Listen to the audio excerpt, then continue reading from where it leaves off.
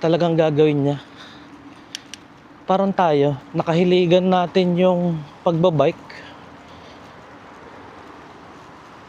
Tapos sumanap ako ng bike na pwede na gamitin ko kasi nga maliit lang space natin sa bahay.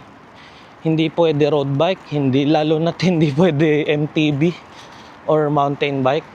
So, ito yung nakita ko, folding bike. Marami nagsasabi bakit yan ang kinuha ko. Hindi na uso yung folding bike ngayon. Pero hindi naman kasi sa akin yung sa uso eh. Kung ano yung mas convenient para sa akin, yun yung gagamitin ko. Kung may space naman para sa MTB or road bike, gravel bike, bakit hindi, 'di ba? Pero yun yung sa ngayon kaya nung space sa bahay or yung tinutuluyan naming flat ngayon dito sa Dubai.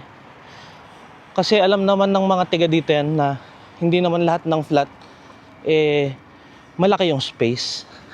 So adjust tayo. At least nakakapunta tayo ng gusto nating puntahan pagka nahiligan ng tao yung isang bagay.